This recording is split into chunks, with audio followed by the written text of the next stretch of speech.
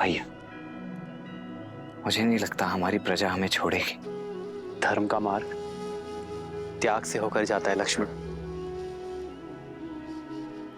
यदि मर्यादा का धर्म निभाना है तो मोह तो त्यागना पड़ेगा।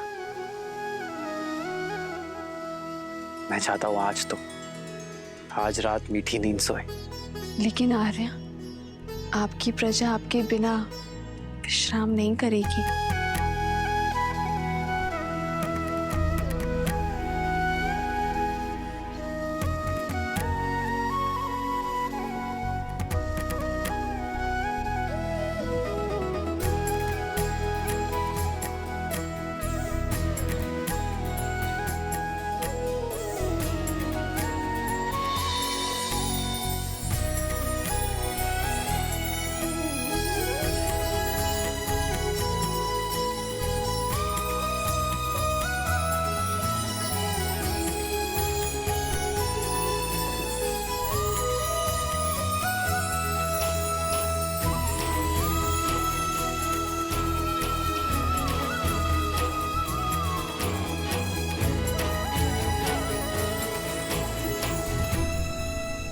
इस वनवास में मेरा उत्तरदायित्व तो होगा कि मैं दिन रात अपने भैया और भाभी की सेवा कर सकूं।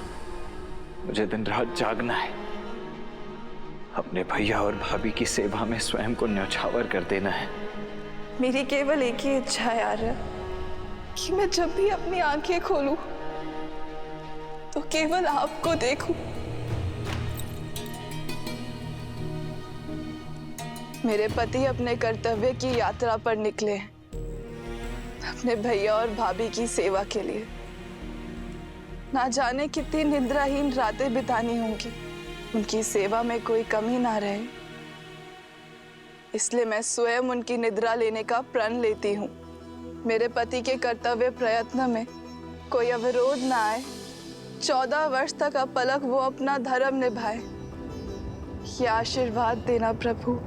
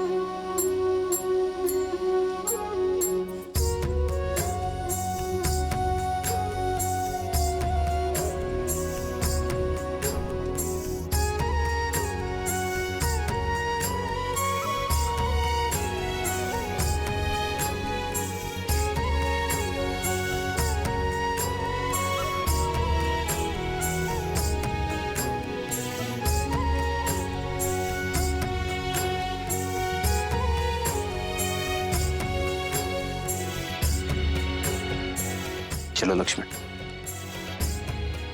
आओ सीता।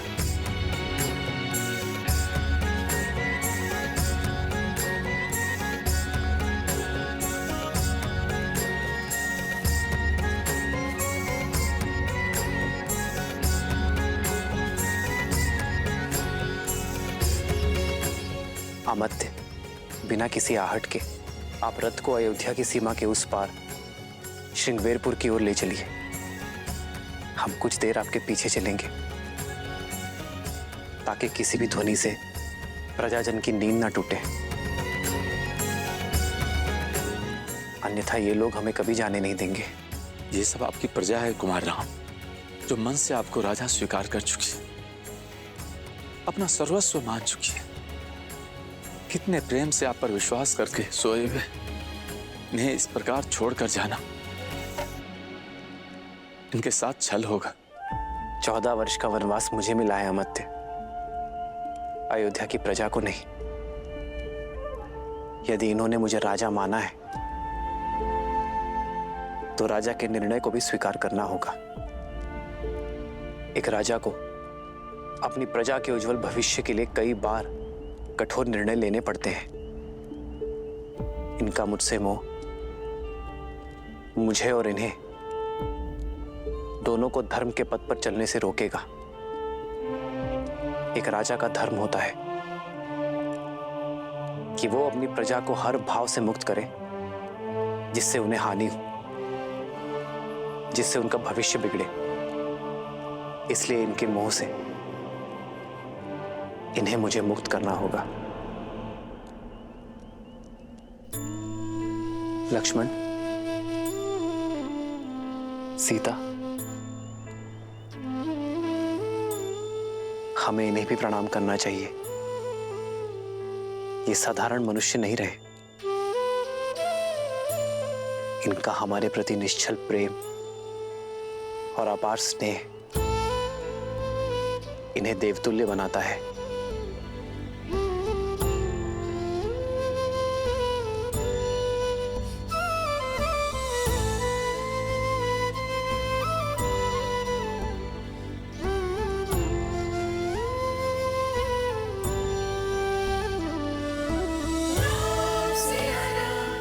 आइए कुमार।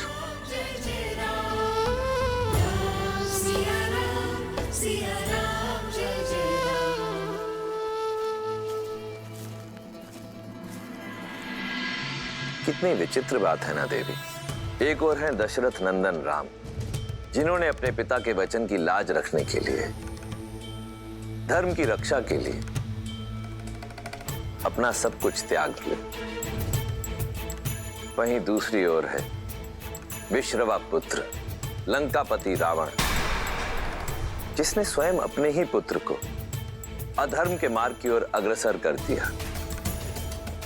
जहां श्री राम सब कुछ त्याग सकते थे, परंतु मर्यादा, नैतिकता और धर्म परायणता नहीं, वहीं दूसरी ओर रावण का पुत्र मेघनाद मर्यादा, धर्म और नैतिकता की हर सीमा को लांघकर पितृभक्ति में दृष्टिहीन हो चुका था। और श्रीमद् रामायण की यह महान गाथा संसार को यही शिक्षा देती है कि केवल उद्देश्य ही नहीं, मार्ग भी उचित होना चाहिए।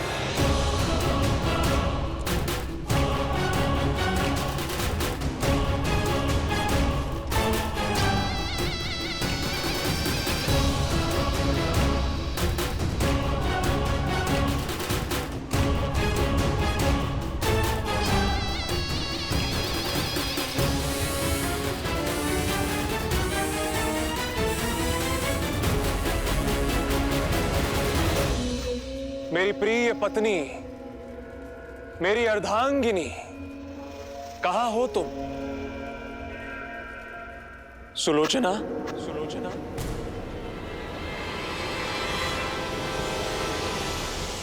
सुलोचना।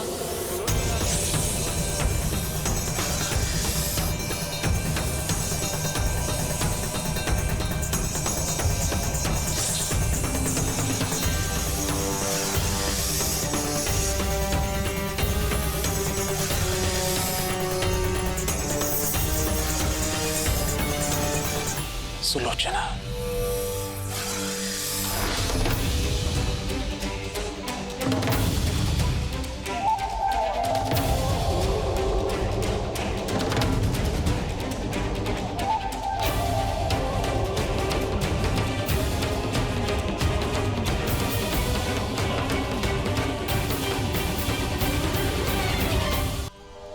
प्रणिपात पिताश्री।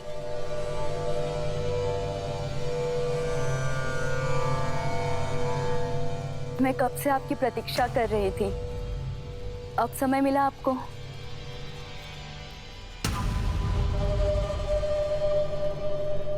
गुरु शुक्राचार्य के साथ था प्रशिक्षण में।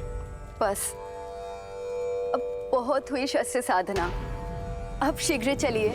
मंदोदरी माँ से मिले कितना समय हो गया मुझे।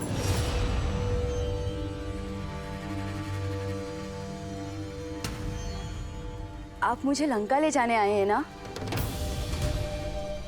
नहीं सुलोचना, मैं एक विनती लेकर आया हूं।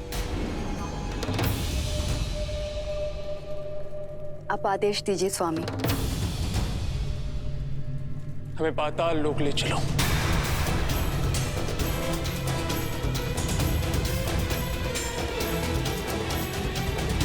मेरे पिताश्री का अपमान करने वाला, लंकेश को चुनौती देने वाला विद्युत जीवा वहां छुपा हुआ है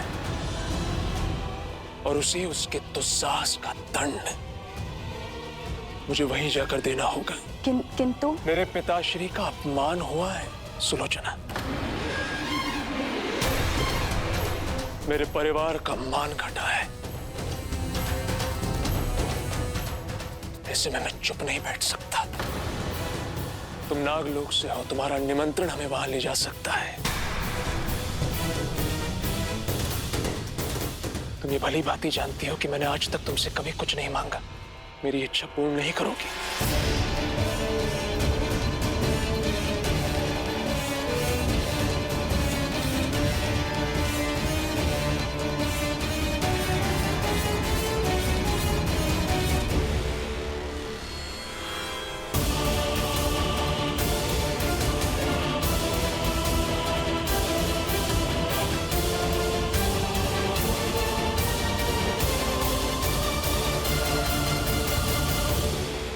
भारत रोकी आमद थे।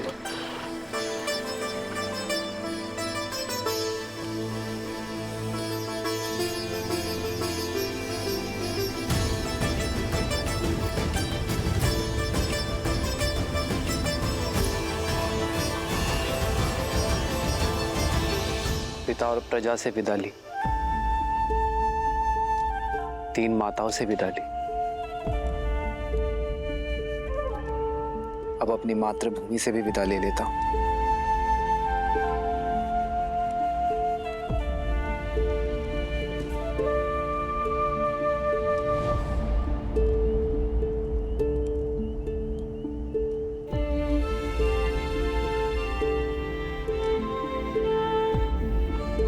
संतान बड़ी होते ही माता का सहारा बनती है।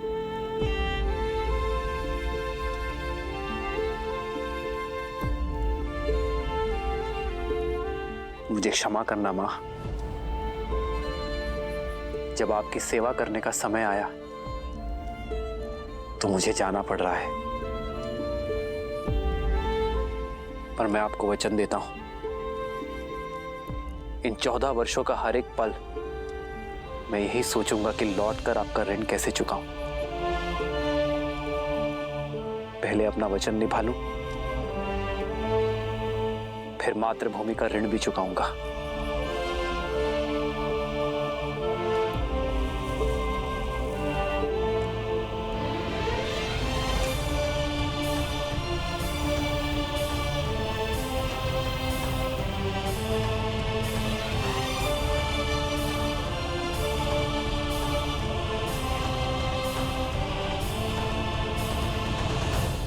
आपका एक अंश,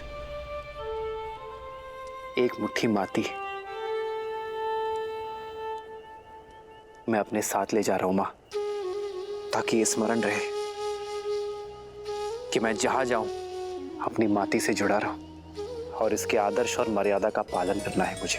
आदर्श और मर्यादा की है ये कथा महापावनम, काटे मद श्री से मिलाने श्रीमद् रामायणम, श्रीमद् रामायणम, श्रीमद् रामायणम। सिया राम, सिया राम, सिया राम, सिया राम।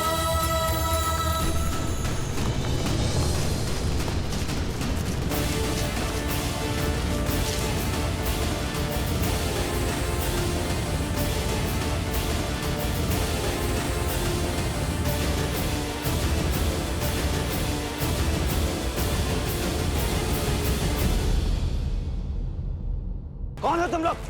ये प्रश्न हमारा है, क्योंकि तुम हमारे राज्य की भूमि पर हो। लक्ष्मण,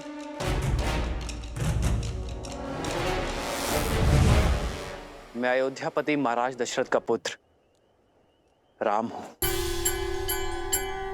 दशरथ नंदन राम स्वयं पधारे हैं। ये तो उत्सव का पल है।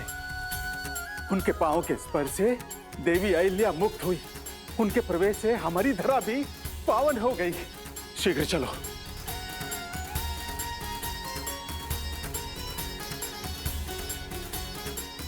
श्री राम, श्री राम, श्री राम।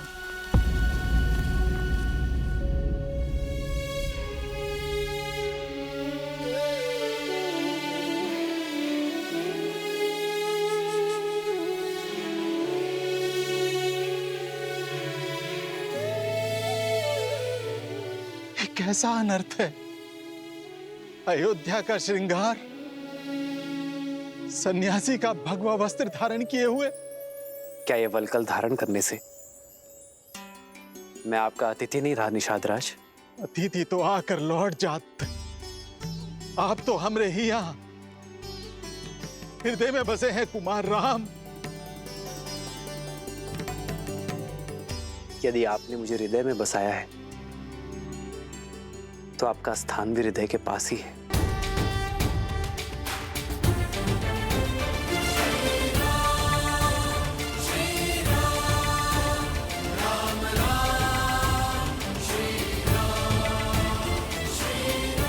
ये मेरी धर्म पत्नी सीता है। प्रणिपात देवी। और ये आपकी परछाई अनुज लक्ष्मण। आपका स्वागत है भैया। धन्यवाद गुहा भैया। कब से आपके दर्शन का अभिलाषी था, किंतु आप ये सन्यासी के वेश में मिलेंगे ये आशा नहीं थी। कहा कोनो लीला रच रहे हैं श्री राम? लीला तो कुमार भरत की माता कैकेयी की है गुहा भैया। महाराज दशरथ को विवश कर दिया। भैया को 14 वर्ष का वनवास और अपने पुत्र को, अपने भरत को राज सिंहासन देने के लिए। लक्ष्मण जी भैया। जो स्वयं नियति ने रचा उसका दोष मां कैकेयी को क्यों देना?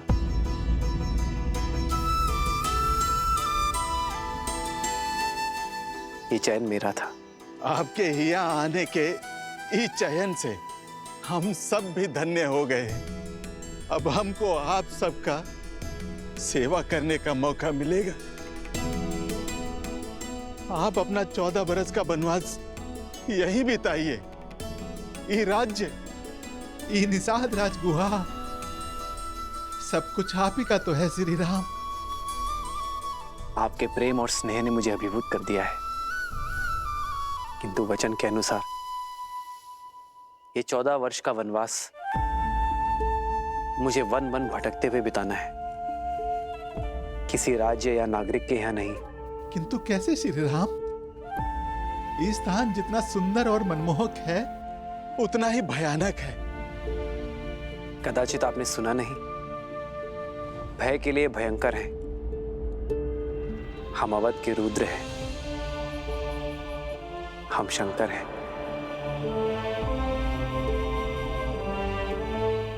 तो फिर ये गुहा को अपना नंदी बना लीजिए।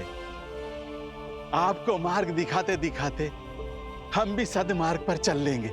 व्यक्ति का कर्मफल, उसके चयन का परिणाम उसे स्वयं भोगना पड़ता है।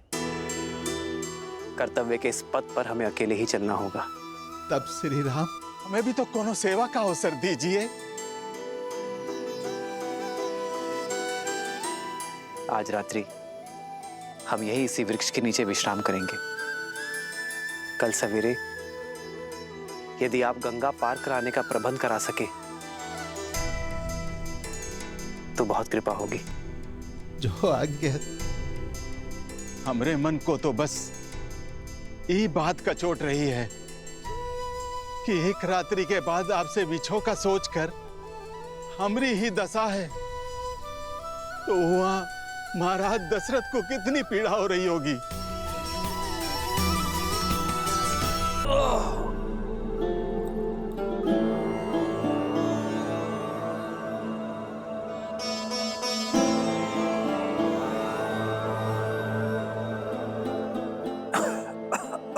मैं हर संभव उपचार कर चुका हूं, परंतु मन की शांति तो महाराज को स्वयं मन में ही खोजनी होगी।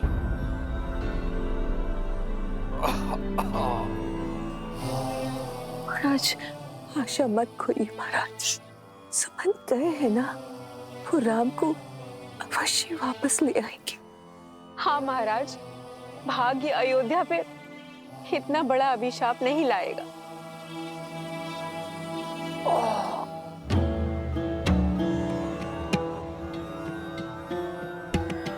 आचार्य जी, अब आप ही इन्हें समझाइए। महाराज, यह समय नियति से लड़ने का नहीं, उसे स्वीकार करने का है। विश्वास रखिए, अंत में सब शुभ होगा।